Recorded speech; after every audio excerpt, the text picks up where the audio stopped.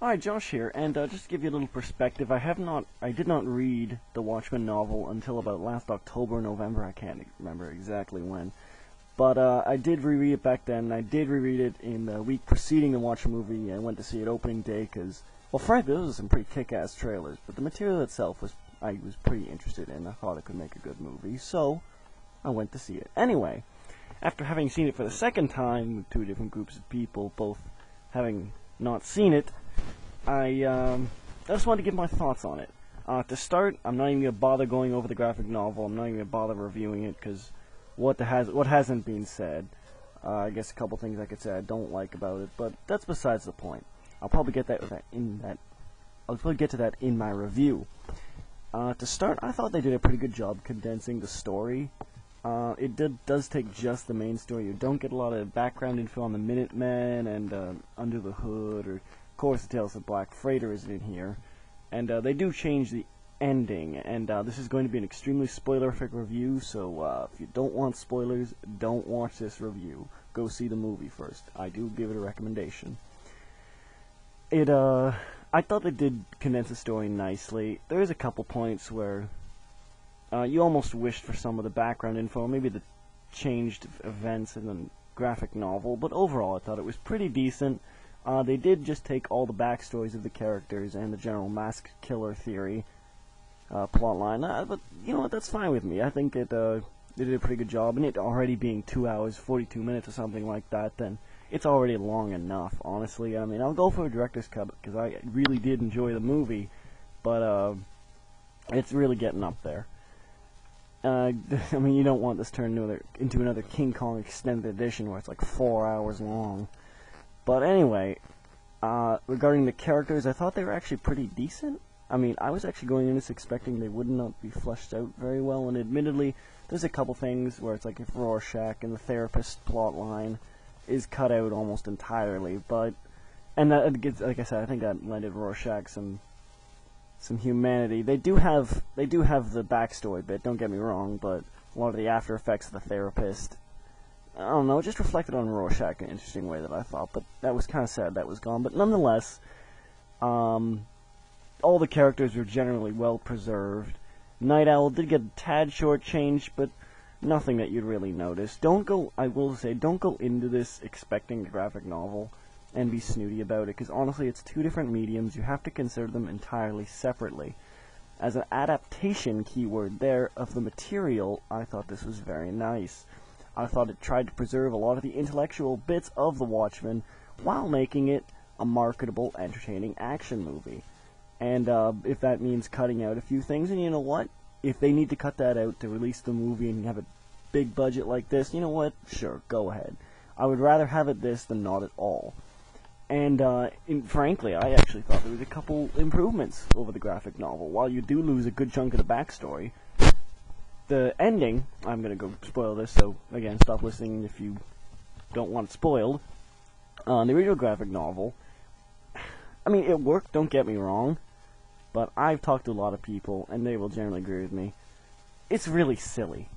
The actual logic itself is perfect, don't get me wrong, but the actual thing, it's so overcomplicated, and I thought that the movie's ending, which involves using Manhattan's powers to recreate explosions in key cities across the world to help them unite and vilify Manhattan, actually worked a lot better. They tied it in very nicely with the energy plot line, and I think it did just as good a job.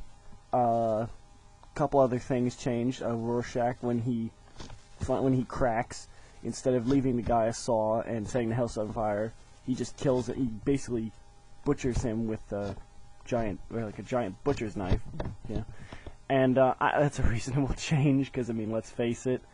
Since Saw came out, I'm not saying that's a derivative of Saw. Don't get me wrong. I know it came before it, but a lot more people have probably read Saw that are generally going to go see this movie than people that have read Watchmen, and I can definitely understand the change there. But I didn't mind that. I actually thought that was just as potent. As well, the ending, Night Owl witnesses Rorschach being killed, and you probably see one of the parts of the trailer where he's screaming there, and I actually thought that lended a bit more emotional weight to the ending. And it didn't seem out of place in the graphic novel, per se, because Rorschach's emotions were enough. But when Night Owl's witnessing of it, it really affects you, I thought. And I thought that's one of the main reasons I actually disagree with a lot of critics that are saying the movie doesn't have an emotional connection. I think that moment in particular is a good example of that emotional connection that it manages to generate. Anyway, moving on. I know I'm really covering this haphazardly, but this is my general thoughts.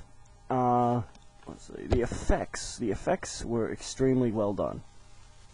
I don't know what more to say than that. There's really no flaws in them. I imagine 10 years down the line they won't look so good, but that's with pretty much everything that doesn't use some form of animatronics, or wasn't made in the mid to late 90s. I don't know why that is, but that was a very, very good time for effects.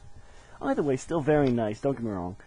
Beautiful effects for the time, or for right now, for the market out now, and a couple of them are very, very nice puppetry. I mean, I thought any of the explosions of the people by Manhattan were very gory, but appropriately so. It really lit in a sense of awe to Manhattan. You're like, Christ, like, what the hell can this guy do type thing.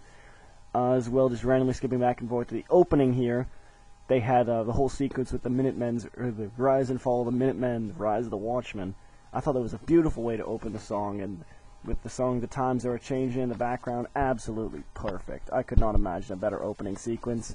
Perfectly kicks off the film outside of the brutal slaying of the comedian.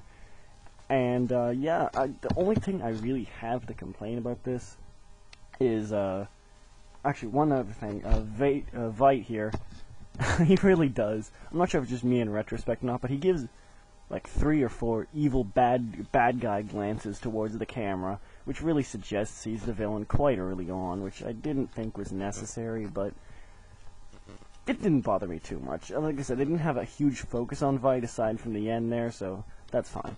It still worked. What I do kind of have a problem with, though, is that cemetery scene where they're burying the comedian. The music choice, I can't recall the song in the background, but was not good at all. I mean, the lyrics technically fit, but the beat of it did not suit the sad tone, in my opinion. A lot of people have a problem with 99 Live Balloons being played in the diner scene before it, but I don't know, that one kind of fit to me. They're in a middle to upper end restaurant. You think there'd be something kind of hip, something cool playing, and that came out at the time. Admittedly, maybe not the best choice, but, you know, it works. I didn't have a problem with that.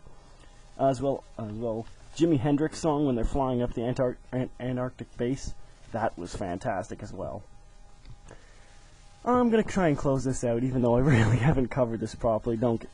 Sorry about that, guys, but anyway, I just wanted to say that, you know, if you have an interest in the Watchmen, if you've seen the trailer, I just want to more reassert to you that this is not a massive action movie. It does have a lot of action, and it is a little overly gory, which I actually like, but that's besides the point.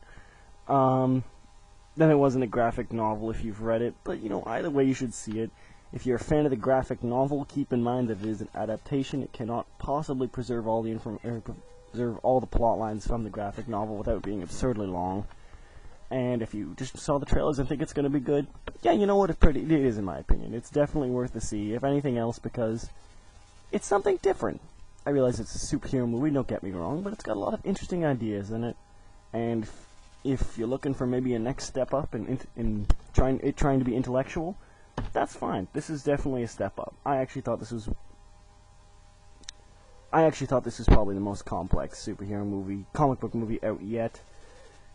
Don't get me wrong, The Dark Knight was good, but this does beat it in my opinion, even in its barest form. Anyway, go see Watchmen. It's great. I'm running out of time. I'm way over long, and I still haven't explained a whole lot. But regardless, like I said, go see it. Definitely worth the money. Definitely a theater movie to see on the big screen. The sound blaring all around you. It's worth the price of admission.